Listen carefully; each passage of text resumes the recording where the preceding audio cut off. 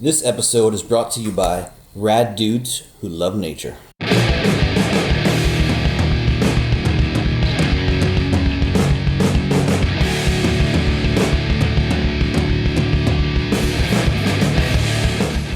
Well, is it going to hurt my golden retriever? I'm like, you're an 80-pound golden retriever?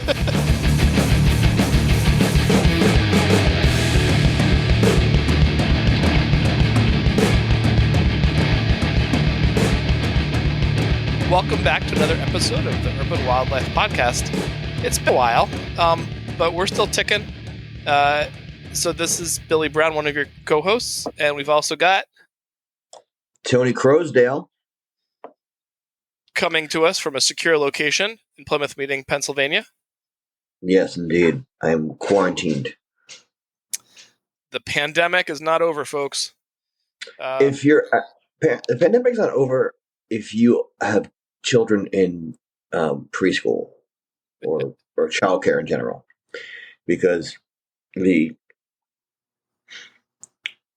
requirements for returning to basically, like, they're way stricter than our jobs are now. So it's not like, oh, you get COVID 5 days after you feel it, you can go back to work. It's like your kid gets COVID, they ain't going to school for 2 weeks. So it is and then you have to use your vacation time or babysitters. So we're like, hey, well, this is, for once, I knew I have it before the rest of my family. We were like, let's just have you go to a motel so we don't infect us. So here I am, motel. Which is really a difficult thing. I know how Tony's going crazy right now because we are both active outdoorsy people. Even if that doesn't mean I'm going like hiking every day, I crave being outside and moving around. And I know that, I guess now I'm conscious that I'm rubbing this in. But yeah, Tony, hopefully you'll be out of there soon and get to have some fresh air and see your family, of course, also. Thank you. Yeah. And it's just, but if I was home, then I mean, I can't really go out no matter what, but if I was home, then, like, it's so hard to keep even if I was quarantined in one room, it's so hard to keep a 3-year-old away from seeing you, which is the saddest part. I miss my baby girl. Yeah, I totally get it. I quarantined at the beginning of the pandemic when I guess Gilda was really little, like basically a baby. And I was sort of like waved to them I was on the third floor of our twin house. It's that when I say 3 floors, it might, for a lot of people around the country or the world, it might conjure up the sense of some massive house. But in a lot of Philadelphia, the row houses and twins are narrow and tall.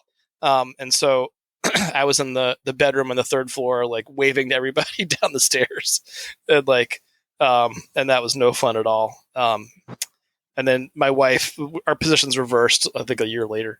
Yeah, it sucks.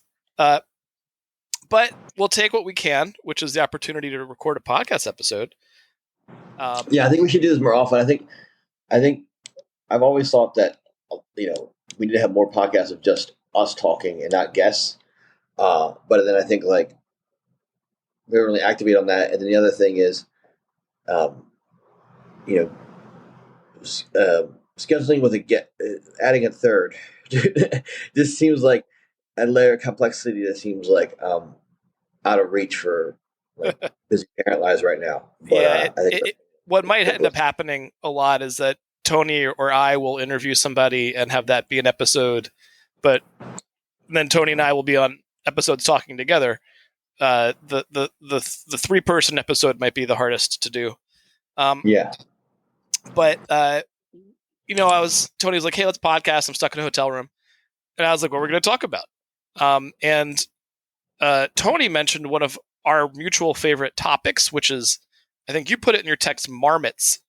And we will let people in this side of who know the United States ponder for a second what we're going to talk about when we say urban marmots.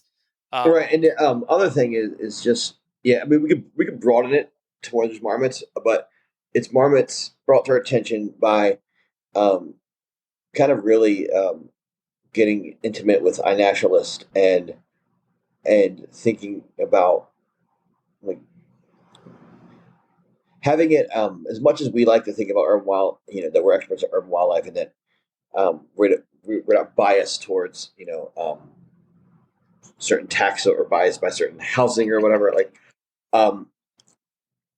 and then that might have us kind of think about species, whatever. But it's interesting to kind of look for what you don't expect and see and really go down the rabbit holes of different taxa and seeing where wildlife is being found within city limits, like interfacing with curbs and backyards and fences and whatnot, like rather than and not just in the green spaces within a city. And it's interesting how some species will be found in cities universally, and for some like throughout the range they might not be in cities, and then one city for some reason they occur in that city. Yeah, totally. What you think about? What you think they're going to be within city limits, being observed within city limits? Those conditions should be more uniform across the range, but in some cases it's not, and it's only a couple of cities. And I'll also say, like something I've noticed was the inconsistency of marmot urbanization. That one species in particular does show up a lot around cities, and I was sitting there looking at marmot records on iNaturalist in Europe and Asia, and not seeing a heck of a lot of urban crossover there. As usual, you can reach out to us at urbanwildlifecast@gmail.com. We're not super fast on the replies these days, but have some patience. Bug us if you want. That's cool. We won't hold it against you. If you have any ideas or want to come on the podcast or have some suggestions.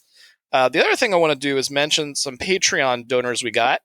On Patreon, I'm having a little trouble figuring out who is current. It looks like a bunch of people are current, which is awesome. And even if they're not, here's a bunch of people who are recent, and that's great too.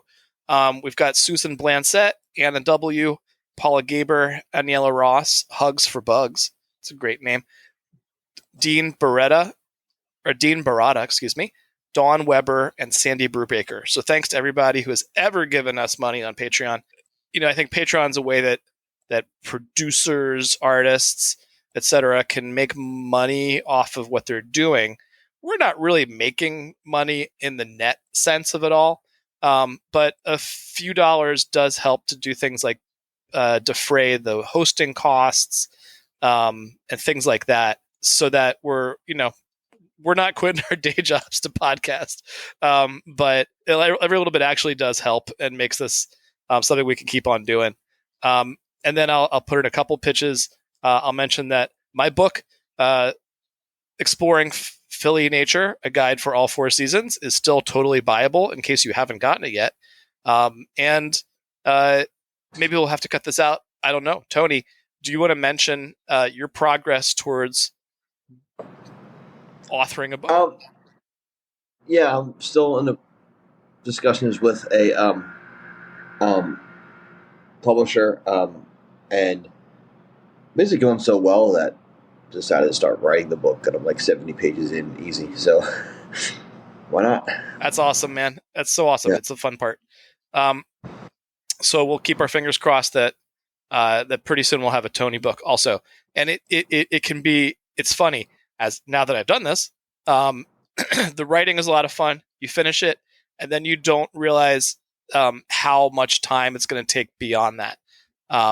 And so it can be. I have put out some albums. Actually, it's a good point. Yeah. Whatever it's longer or, curious it'll be the same or longer turnaround time. It reminds me that like a book, even though it seems like a very solo activity, if it's one author, it is still very much a collective effort. You've got a whole team of people who edit it a couple ways, help with laying it out, doing the artwork, doing the graphics, doing the marketing, all the business stuff that we don't usually think about. And so all those people have to do their parts also for a book to come out, unless I guess you're self-publishing, and then it's a whole other ball of wax.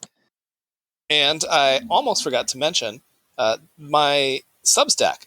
You can find more nature writing, if you want more nature writing, at Where the Brown Snakes Roam, as the Substack I put out every week about just nature in Philadelphia, but trying to get into some broader themes for the natural world. So it isn't just like inside Philly stuff, but broader nature writing using Philly as the setting. And so that's the idea behind Where the Brown Snakes Roam. Please check it out on Substack and subscribe. Thanks. Why don't we jump into the topic? And I think now could be the big reveal in the episode. When we're talking about marmots, we are including one of our favorite, I think I can say this, our favorite squirrel, which is a large ground squirrel. Tony, would you like to reveal what we're talking about? The woodchuck or groundhog or whistle pig. I think, definitely top 10 most charismatic North American, or specifically, of the United States animals. Like to think about, like that a rodent. That's not a beaver, because obviously beavers are, they chew down. They're extra. They have the tail. They have, they're They have a lot they're going so for them. yeah. There's a lot to make you want to put more beavers in pop culture, but or like have significance, along with eagles and bears and white-tailed deer and things like that. But and beavers are huge. They can get to be like as big as a medium-sized dog. So they've got yeah, that too. yes, absolutely. But the groundhog. We just had Groundhog's Day. In fact, actually, I think it's tomorrow. No, tomorrow's Groundhog's Day. Tomorrow's Groundhog's Day. Yeah, they've got some cultural significance there. Sometimes people call other species of ground squirrel, or even groundhogs, they'll call them gophers. I was just wondering about, in some ways, is Bill Murray involved in 2 movies with groundhogs? That is a question, because I've thought about that when it maybe out in the Midwest or the West, there are gophers that actually cause problems in golf courses. Oh, I went down that rabbit hole too. There are plenty that cause problems. Yeah. That gopher hole. But yeah, the and just some quick notes on their names. The groundhog and whistle pig are pretty obvious when you see one, especially towards the fall when they get really fat. And then they'll do an alert whistle when danger or predator is nearby. The woodchuck is an indigenous term for them that got adopted into English. Apparently, monax was another one. Both of these are from groups that were living in the north, what is now the northeast of the United States. Algonquin right? Languages, yeah. And so I was always wondering, why is it marmota monax? And so that's where that monax comes from. It's another indigenous name for him. Charismatic, man. I find myself liking them, but every time I get a good look at one, I'm like, what a dopey looking animal. Because they've got this severe bucktooth look with their big incisors that stick out. And they just kind of have this look to them. Definitely.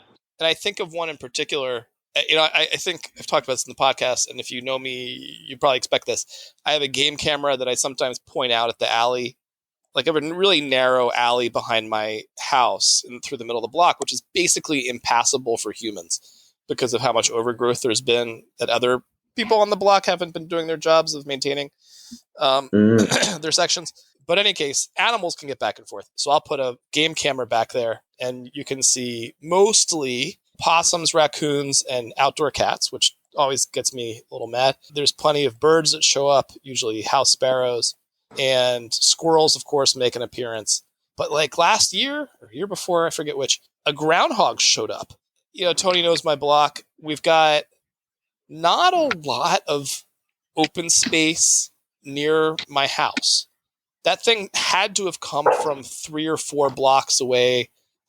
I think more like 10 blocks away, to be totally honest, which was a bit of a hike for a little animal like that, and a lot of streets it had to cross.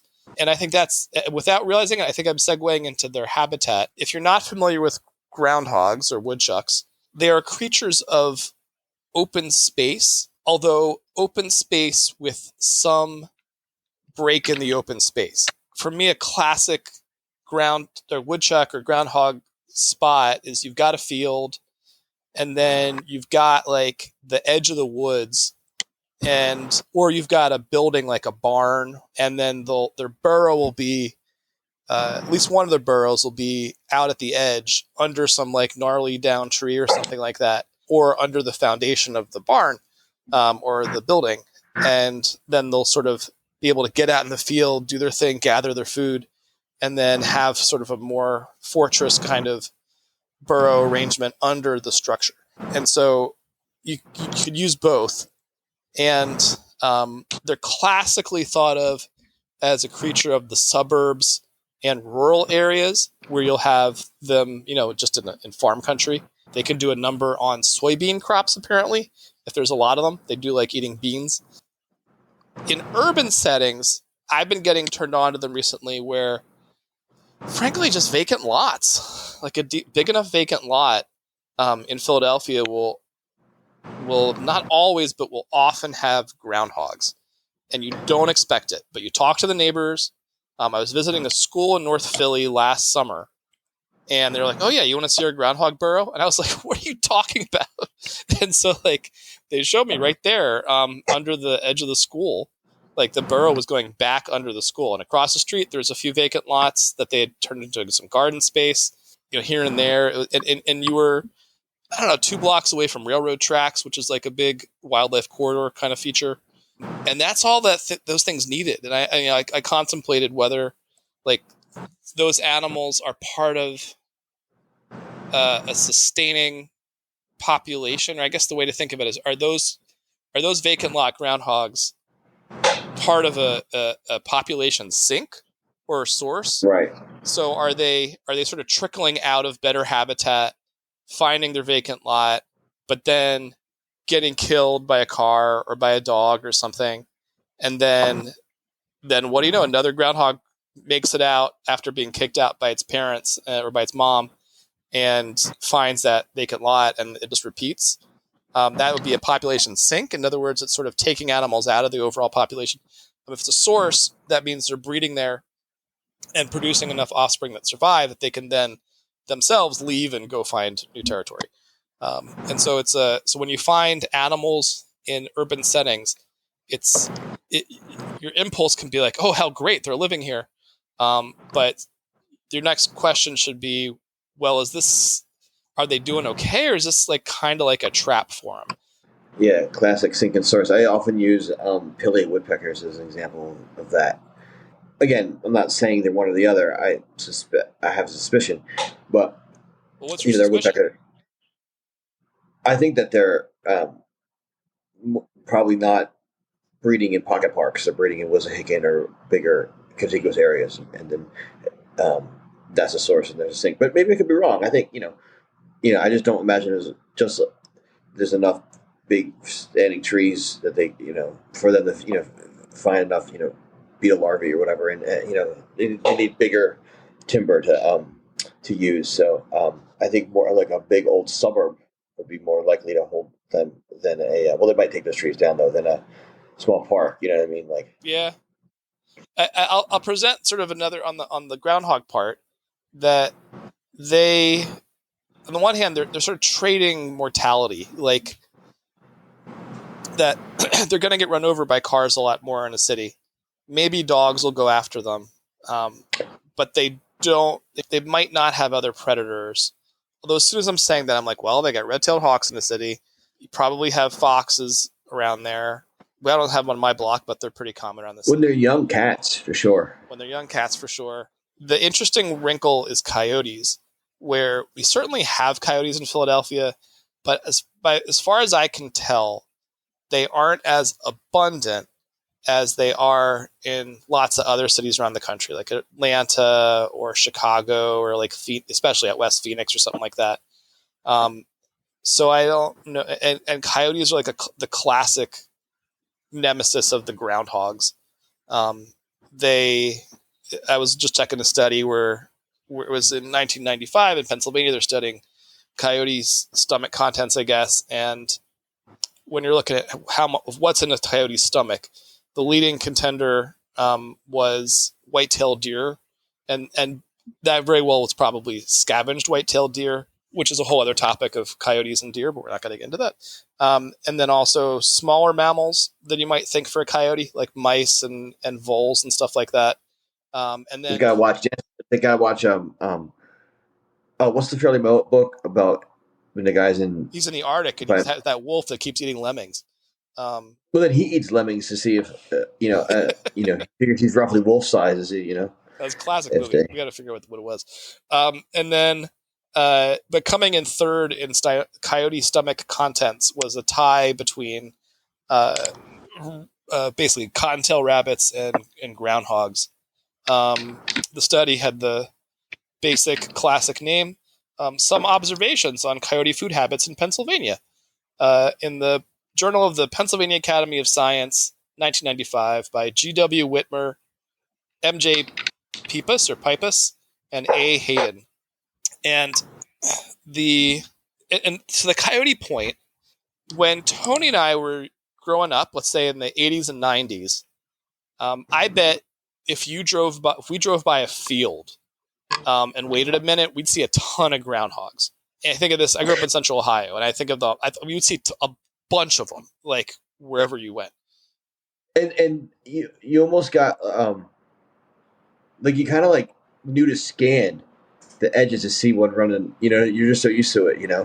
Yeah, and then when I've been chatting up a topic of interest of mine is how wildlife impact farmers.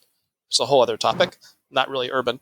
Although we're going to get into an urban angle of this in a little bit. When I talk to farmers, they'll be like, okay, so I'm just curious, like what is it that is a pain in your behinds? Like what's eating your crops? And at least in Southeast PA, deer come in number one of things that farmers see as a pest for eating their food or eating their crops. And when I asked about what about groundhogs, the answer has been, well, there's not so many anymore since coyotes got really common in Southeast PA. That in the around the turn of the century, like around 2000 or the late 90s into there, coyotes got a lot, sort of had finished moving into rural southeastern Pennsylvania.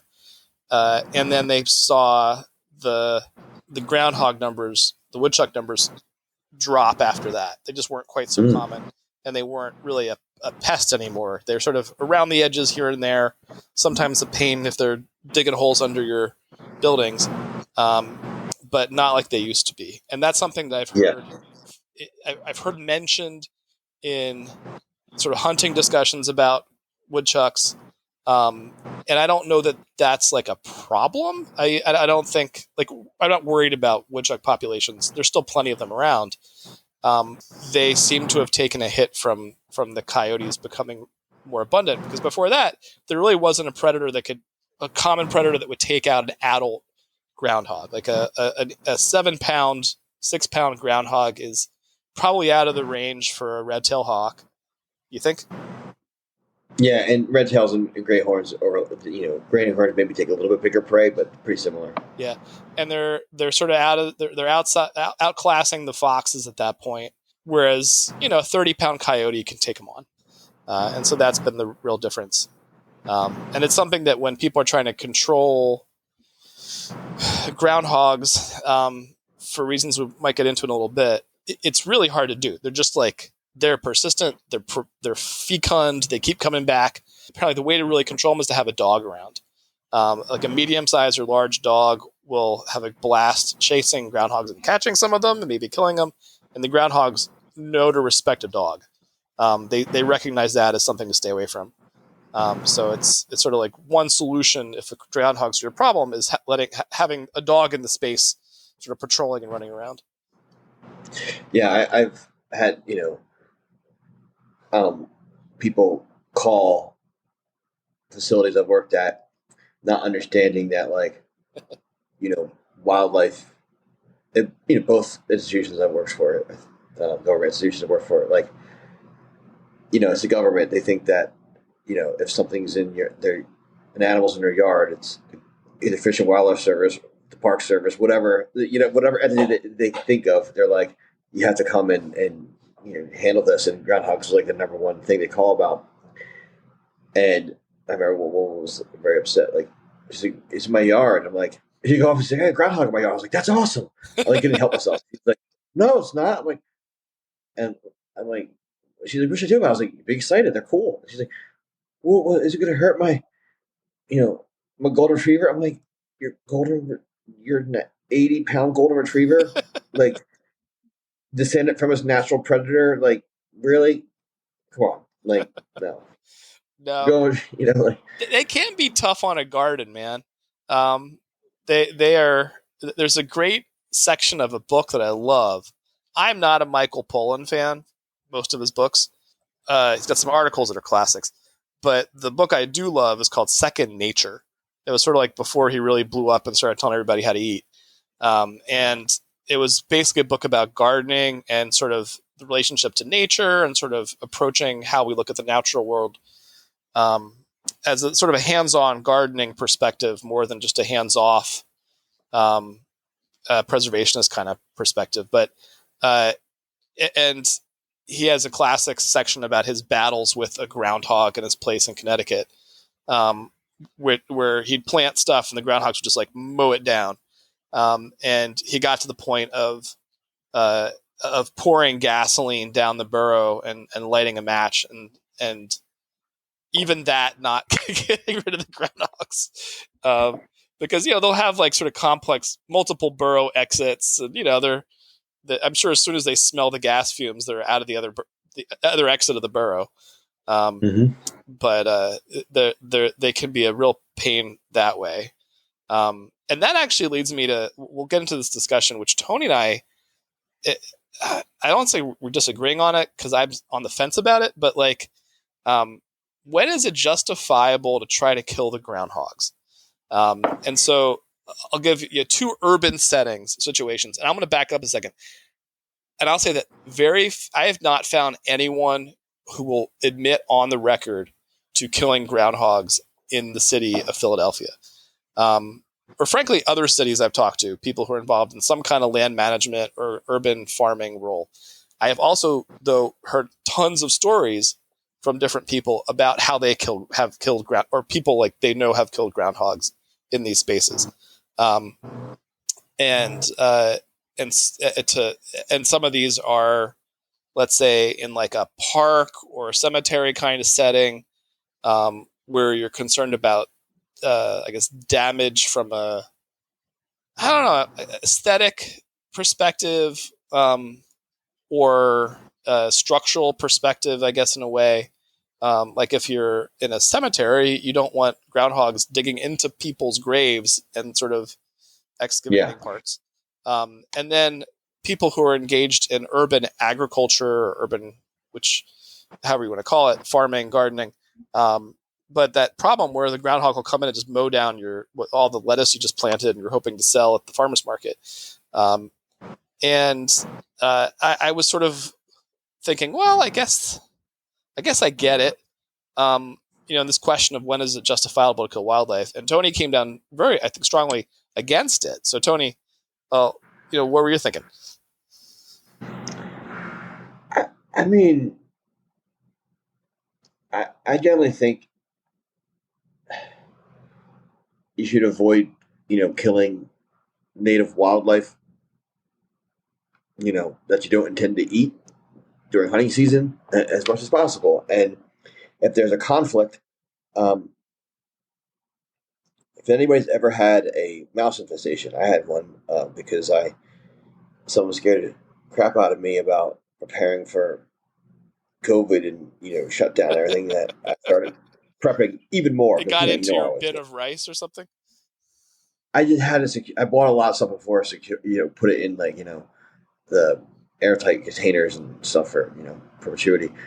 And all it takes is like one, whatever, and then we had just a bit of infestation. And I did my due diligence when I realized what was happening. I put my food away, but we still decided to call an exterminator. And the thing that maybe really want to use one was kind of how they explained they go for cultural controls first. They trained in figuring out what you hadn't thought about, and finding like entry points that like you wouldn't even realize, and then so their whole thing is, we can put traps, we can poison if you want, but like if you don't, like, you just got to make sure you prevent them from getting in, and that there's nothing for them to get into when they're in, basically, and like that is like, and so I mean it's the same thing how people kill. It drives me crazy. I'm sure it does Billy too. When people kill rat snakes getting in their chicken coops and whatnot, and I'm like, Yep. get finer wire, like get a finer grit of wire, and make sure you have it tight. Like then you won't have rat snakes. See, Really, I have like a fantasy of moving to the country and getting chickens for the sole purpose of attracting rat snakes. yeah. And like I got this, like I think I kicked off, like left this like prepping kind of site because they're like people would brag about the rat snakes they kill, and I'm like, oh, it's cool that your hobby made you kill two, and they're like, it's not a hobby. I'm like, yeah, it is. You can go to a store and just buy everything right now. And But like, what about you when can the buy all the eggs you shit want. hits the fan, Like, Tony? yeah, like you're yeah, it's like whatever. Like, I mean, I think this wasn't even like survivalist. It was more like being an alternate, or just like kind of like being having the skills. I'm like, dude, this you don't need to be doing this. Like, Yeah.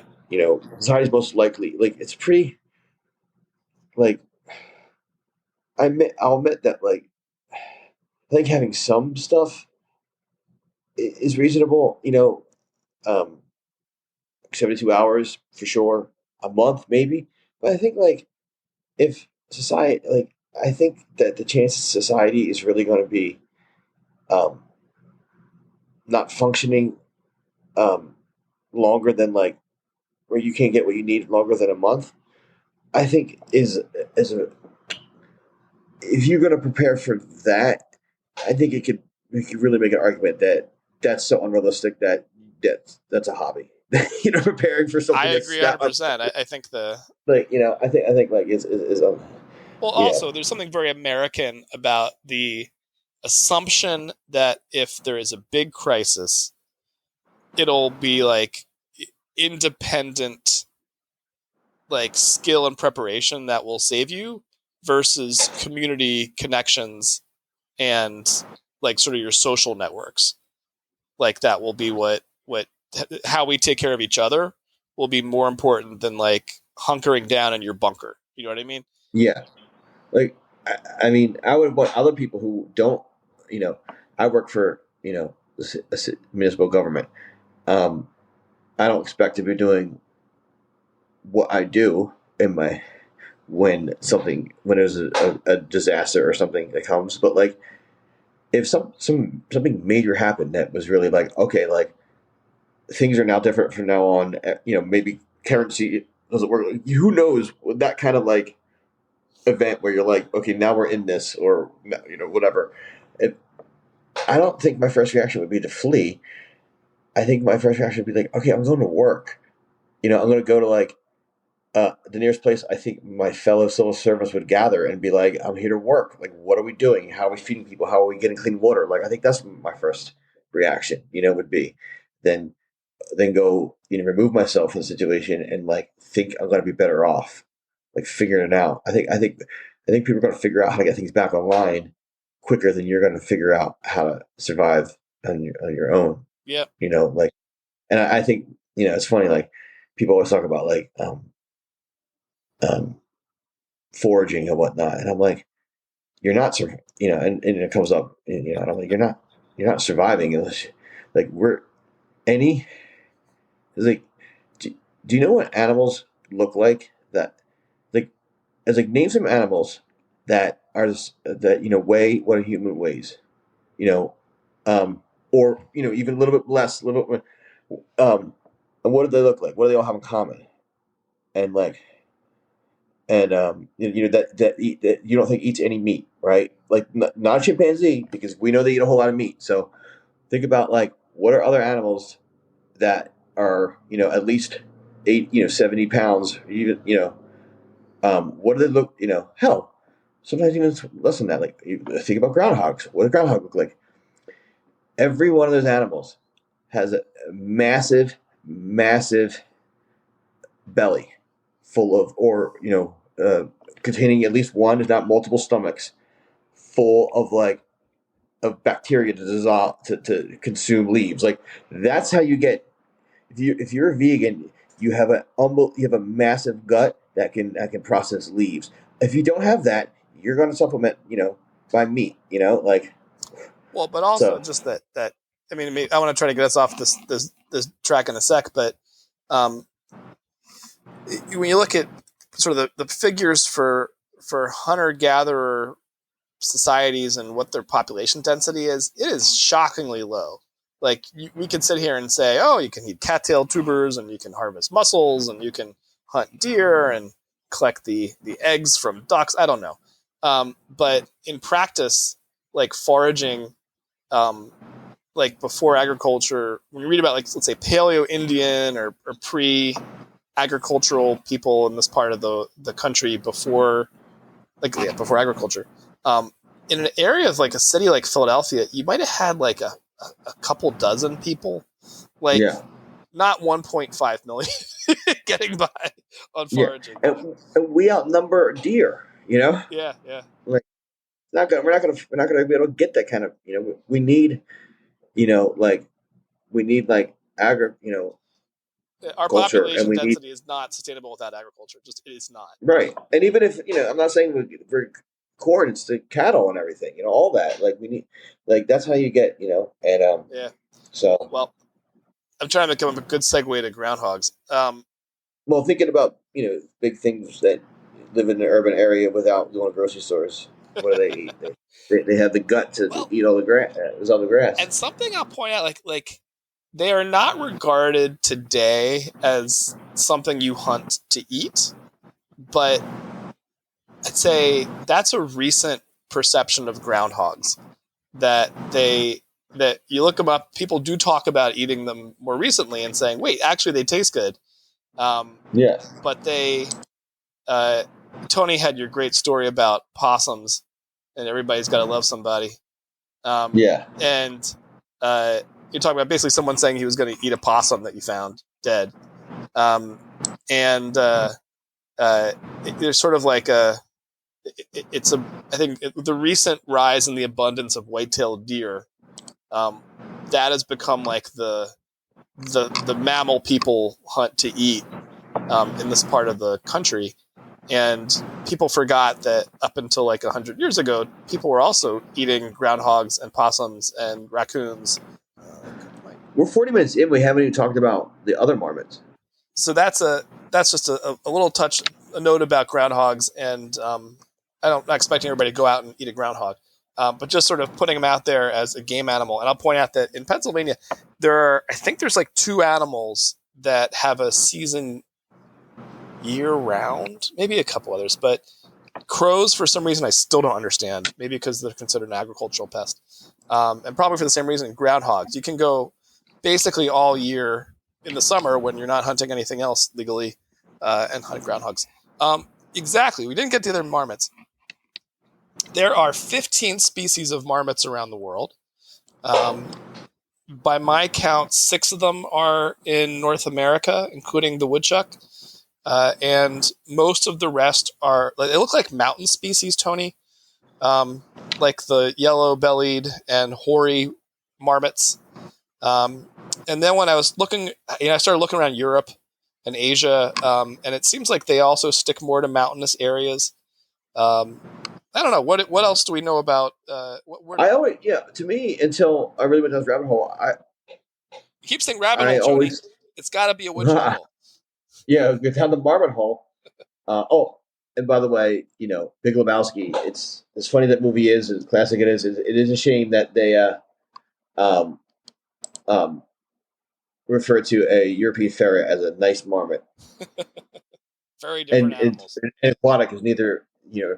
European ferrets or marmots are aquatic. We're talking about yellow-bellied marmots Yep. living in cities in And so, what I think it is I always thought marmots were alpine or tundra, like they're above tree line or they're in tundra. But there are also some more like rocky marmots are more in rocky areas, right? Um, so there are more like lower level. I mean, granted, some of these cities are quite high, but they're not like above tree line high. But there are some, Like sea Salt Lake level. City seems to have some. Seattle, I think, when I was poking around. Vancouver, yeah. Um, yeah, Seattle, Vancouver, and some in like Denver. I mean, Denver, Boulder, more like Boulder. I mean, there are some for in Denver and like Fort Collins, but I mean, there are plenty. There are a few Elbow Marvels. Looks like there's, I would say, four, no, five easily you can count in actual like ones in a park. Another additional one's in a park, and then there's one like right on the I don't think it's Denver anymore, but I see there's a good four, really urban, Denver records, and then Denver is basically like city and suburbs from Cheyenne down to like Colorado Springs almost. They call it like the Front Range. It's like one city in Wyoming and like a bunch. It's like they call it like the Front Range metropolitan area. Um, that area tends to get some urban Rocky Mountain stuff, or even plains, stuff because it's right on the edge. Yeah. Yeah. Yeah, I mean, the thing about iNaturalist is often you think it's a city, it just happens to. You think that they're in the city, it just happens to be. You're seeing a really dense area of sightings, and you're thinking that they're in the city, but what it is when you zoom in, you realize nothing's actually in the city. It's just the density of observers leaving a city and observing these things is the closest place they are, and it makes you think that they're associated with the city, but they're really just not. It's probably just they don't live in a city, but because it's a densely populated area, people there's going to be more people observing than on the outskirts and outside of it. Totally. That farther away. But then you get surprised and you zoom in and there's like there actually are marmots in the streets and backyards and or perched up on like a concrete park railing. Yeah, Spokane. I think is it Boise too? Definitely Spokane. Let me just see Boise. But yeah, in Albuquerque, I got to look at Albuquerque. Albuquerque, no. Well, no, there is. Yeah, there's one yellow-bellied marmot in Albuquerque, and that in the picture is like straight up like it's in someone's house or whatever. It looks like Santa Fe as well. but Albuquerque, Salt Lake City, those are two cities that often have pretty unique urban wildlife, as you can imagine. And then, um, well, Phoenix and Tucson is ridiculous. They're just there's so many things that if you're looking at urban wildlife that they're plenty urban. They're definitely urban in there, and they're but a lot of herps. There's a lot of like backyard. And I think if we got into Phoenix, the non-mountainous areas out west, you've got a lot of urban a lot of urban prairie dogs, and other ground squirrels, and so I'm wondering if maybe out east, the sort of your open space, um, big ground squirrels are the woodchucks, but out west, it's more that they're the communal, slightly smaller prairie dogs. Well, I mean, And other stands the reason squirrels. that there's a more of a diversity of burrowing animals. Well, I mean, we have shrews and voles and stuff in here, but there's like there's in an open area, wildlife tends to be. I mean, they have to either they have to burrow or get really low to the ground because there's nowhere else for them to go. So it would stand to reason that those areas are going to have more species that burrow, therefore more, burrowing animals in people's yards. Yeah, yeah. There's even a predator that goes after them out there. Like that goes digs after the badger. Yep. And so, and I'm sure there's plenty and herps that are predatory. Oh, too. yeah. So, but so it makes sense that you're going to have a higher number. But in the east is gonna we don't have nearly room for them. And it's, and also it's probably why there's less coyote. I mean, could just be that there's less coyotes in Philly, even though they're here. It's just that um, I know we talk about how Philadelphia is like our suburbs look a lot like other cities. Like our suburbs is like the density of other cities, residential housing. You know what I mean? Like the density of in Midwest, in most of the countries, like don't have the density of housing that the East Coast does.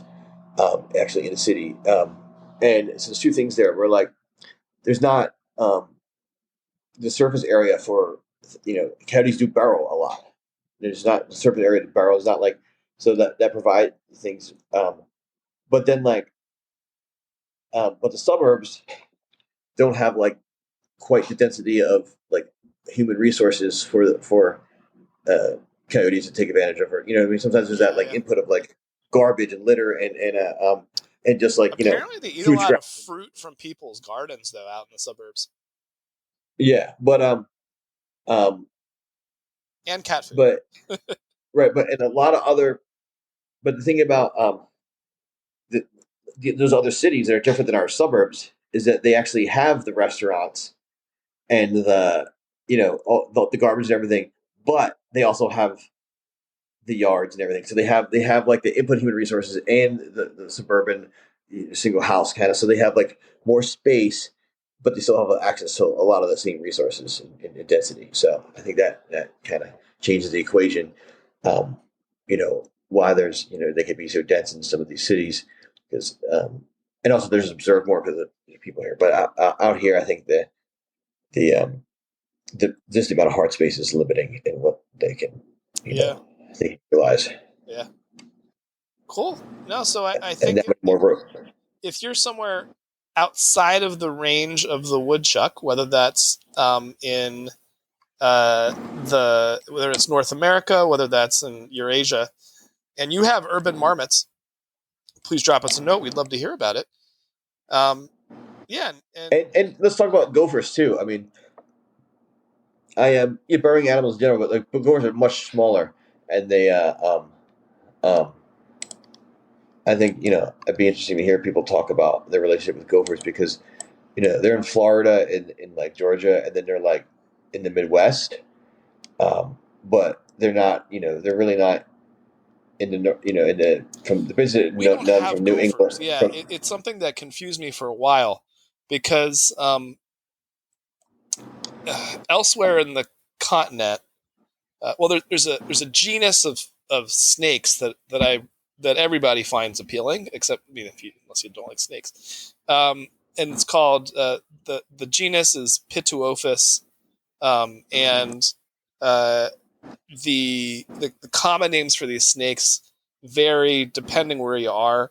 Out west, they're usually called gopher snakes, and out east we've got pine snakes, and in the Midwest and upper Midwest up into the Great Plains, not upper Midwest, let's say Great Plains, Midwest, yeah, Illinois, and then west and north, you got bull snakes, like like the bova, like bull bull snakes, um, and so they are all burrowing, um, big constrictors, and out west, bull snakes and gopher snakes are like the name implies, they're classic. Like they eat a whole lot of pocket gophers. They eat a whole lot of Yeah, gophers. And out east, I was like, I had assumed that we had gophers because we have pine snakes in New Jersey, and then south, in sort of piney habitat south from New Jersey. But we don't. They just eat other burrowing small mammals out here. But yeah, if you're into the Midwest and then west across the country, I guess also in Florida. Now that I'm looking at distribution maps for pocket gophers, yeah, you got lots of gophers down there, and they are a funky looking little creature. Um, yeah. There's no the Caddyshack gopher is clearly a groundhog. yeah, Because the gophers are very very small, and they're a tenth to 20th or less the mass of a groundhog. It's like a hamster-sized and, critter. yeah, and they have oversized claws. They don't have that cute face. They have a longer, narrow tail. The Caddyshack gopher is clearly, But remember, these aren't gophers; they're pocket gophers. Yeah, there's a classic. Back when forums were a big thing, there was a forum for field herping, looking for reptiles and amphibians outside. Someone had picked up a board and like you do looking for snakes, and had found a pocket gopher, and the little thing of course it was scared out of its mind, but it had its claws up. It's like looking at the camera. It's got these giant incisors. And I still remember the caption was just like, "In it to win it." And it was like, because that little gopher, it was committed to the fight. And of course it survived that encounter because, it was not a coyote finding it or a fox, but yeah, they're small but mighty little creatures. Yeah. And I guess they are a real pain for gardeners and people who want lawns to look nice. Who want lawns to look nice per the sort of socially expected uniform monotony of the suburban lawn or golf course. That's not what Tony and I tend to find nice. Do you want to mention your company name? Yeah, when I used to do consulting, my company was Marmota Consulting because I just, I love groundhogs so much. People expect me to be all about birds, and I am, but it's just kind of too obvious, and I just really do love groundhogs. Awesome. No, I love them too. I don't have quite Tony's attachment, but they are, as I've seen them in more and more properly, inarguably urban settings. Like we always talk about how, different definitions of what urban is exactly. But if you're in row house, North Philly, in a vacant lot, I don't know what else you can call that. That's pretty much as urban as it gets. And short of high-rise neighborhoods in other parts of the city, or Hong Kong or something, where there's not much green in the residential areas. But that's still pretty solidly urban. Point being, they have gone from being my the fringe of the urban or the parks around the city, or I remember I see a ton of them, Tony, on railroad embankments on the regional rail. No, was it regional rail? Yeah, absolutely. That, but also another regional line, the Norristown High Speed Line. But these sort of above ground commuter rail lines, and you're going through a wooded park or neighborhood, but along the railroad track, you got these embankments on either side. And I was just looking at them, and you can see them, especially in the winter or early in the spring, especially when they start getting active, because you got a lot of fresh soil in the apron right at the bottom of the burrow. And so if you're going along and you're like me or Tony, and you're looking out the window of your commuter rail train and looking for animal while you're riding in the train, you're like, groundhog burrow, groundhog burrow, groundhog burrow, groundhog burrow, as you go. But yeah, that now I see them in vacant lots in the city. I believe it more and more. And I'll say, I got to give credit to some kids I was with, had to be 15 years ago. There was a local garden where a retired microbiologist, but avid gardener, had taken some local kids under her wings and was gardening with them. And she asked me to come take them out looking for critters and stuff. And we're walking, and I'll tell Tony where this is, 46th and Market, going past the elevated train station there. And there are some fields around, big vacant lots, but it's still pretty thoroughly urban area. And these kids were like, Mr. Billy, we see there's something we saw. I'm like, well, what'd you see? And they're like, well, it was kind of the size of a cat. I'm like, well, was it a cat? They're like, no, not a cat. And it's not a dog. Not a dog. And we're going through all the options. And I was like, they must have seen a groundhog, but They could not have seen a groundhog. That's impossible. There are no groundhogs right here. And I saw, I think, another one in a different similar area shortly after, and I was like, man, those kids are right. They totally saw a groundhog. And groundhogs are now thoroughly part of my urban bestiary of Philadelphia. Yeah. And I'm kind of missing them. All this talk about groundhogs in February is rough, Tony. I know it's funny. It's too perfect for the Groundhog Day tomorrow. Although this will probably air for a couple days. Yeah, we'll have just missed Groundhog Day, which is a tradition that apparently hails from like Central Europe, with like bears and stuff, like the other creatures that hibernate or kind of hibernate. I know there's a technical definition of hibernation that bears don't meet, but still kind of close to it. And that got imported to the United States with immigrants from Central Europe and then sort of got applied to another hibernating animal, basically, from bears and whatnot to woodchucks and to groundhogs. And I always feel bad for those poor groundhogs that get yanked out of their enclosures and held up to the cameras. Yeah. Although they're living the good life, they get food and shelter from coyotes. So what you're thinking about groundhogs or the Groundhog Day, watching the movie, which is a fun movie, I mean, it's classic. It's Andy, my best friend, guitar player Rambo, like he's a very successful cinematographer in Los Angeles, and it's just one of his absolute favorite movies. It's a brilliant piece of filmmaking and a great moral. Yep. Keep an eye out for the real animal. And if you do see a groundhog, get a picture, put it on iNaturalist. I encourage everybody, set up a game camera in your backyard. You never know what's going to walk by there when you're not looking. If anybody knows anything about Putin's tigers, give us a call too. Wait, real quick. What is that about?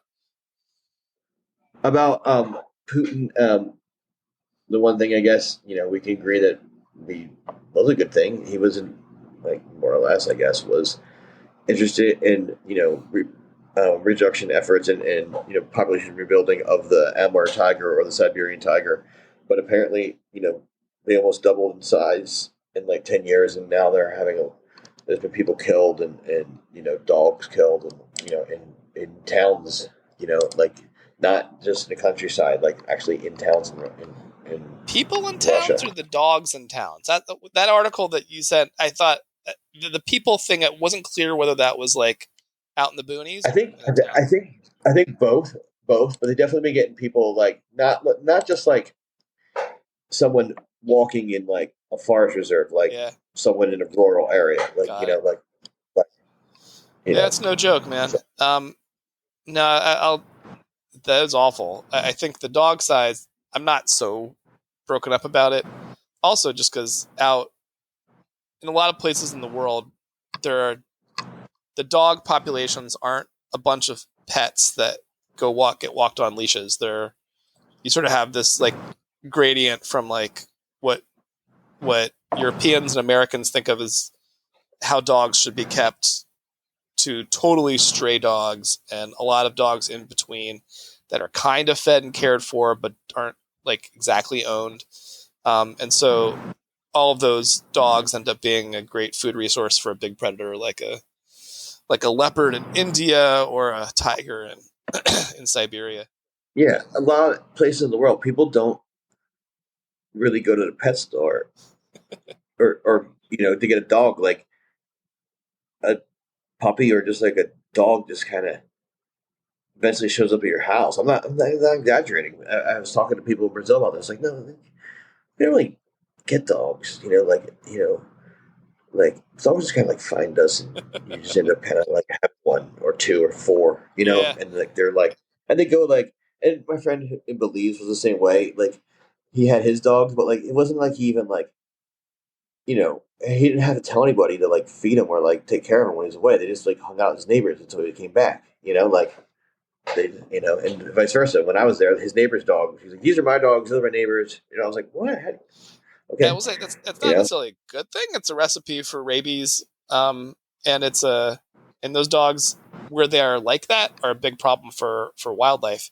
Um, yeah, but the yeah the I think it's a topic for another day is how our first world American European like pet culture is a new thing, and it is not how most humans on Earth interact with uh, the pet species that in our society we think of almost as family members. You know that yeah, like if you went back yeah, 100 years, you wouldn't have hardly any dogs living in houses. Maybe 150 years, but uh, and there's been a progression from dogs being like not exactly owned. Maybe you had one or two dogs, but there's other dogs that hung around to like having a dog in your yard in a doghouse to having a dog yeah. permitted in the house to having a dog actually sleeping in your bed. And that's like, Hmm. that's been or you could do the same thing with cats. That's a new thing. And yeah, around the world, most dogs around the world are not, are what, if you saw them in the States, you'd think it was a stray dog or a dog that was being Right. horribly neglected by its owners. I was in both Mexico and Bolivia, um, saw that kind of dog gradient where people might have a really fancy breed, like a big German Shepherd or something like that, that they kept in their family compound, because people don't really have like houses with lawns. They have like walled or fenced in compounds with multiple buildings and with a garden in the middle. And so you might have your fancy dog in there, but then like Tony was saying, you'd have the dogs that just drop by, you know, and hang around. And and any case, that's tiger food if you're in Siberia. Really quick, what's the difference between the Amur tiger and the Siberian tiger? It's the same name. Oh, It's the same okay. species. It's the same species. It's one of the same. Amber, Amber, I guess is I don't know. It's funny, like who think that I don't know. I mean, I don't know what Putin calls them, but like I don't know if it's like the more correct term or whatever because it's like Siberian. Maybe is Siberian a pejorative or like a term we shouldn't I use don't anymore? think I don't so. know. But it also could just be too specific because it excludes, China and Korea, the other, Uh, areas whereas the that Amur River is like is it the boundary between China and Russia? in Russia. Yeah, yeah. Yeah. There you go. All right. Well, thanks everybody. We've been going for a little over an hour. Um, maybe wrap it up. Thanks for listening. Um, and like we said, you can always reach out to us at urbanwildlifecast@gmail.com. We are not on social media that we used to be on for the podcast as much. So I think we sort of left X, formerly known as Twitter, behind for the most part. Yeah. Um, But, we should probably get more into it, but we always say that. and then Facebook, I don't spend a ton of time on anymore. That email address is probably the best way to reach us. Um, Yeah. and please do like us on your podcast listening app of choice. And please consider going to the Wildlife Observer Network Patreon, and chipping in a little bit to the podcast. Again, even if it's a few bucks, it those add up and help us do things like pay for the hosting and all that kind of stuff. And we appreciate it. This is a labor of love for Tony that we've been doing for a long time, man. Um, We had and before everybody else had one. I know. And we're glad we can keep doing it. But like it's these things always have to compete with all the other demands. Like Yeah, I almost feel like the popularity of podcasting has made us less interested in this. It's like now we're like because we do podcasts. I feel like before it was like, oh wow, that's really interesting. Now it's like, well, of course you do. who Like doesn't have a you have podcast? you have a niche hobby, or whatever. Like it doesn't even matter. Like everybody has like a gaming podcast, or I'm like, oh, well, we did this like doing this like 10 years. So, Yep. like it's different for us. Well, thanks for however you support it. We appreciate it. All right. Take care. Okay, all right, cheers.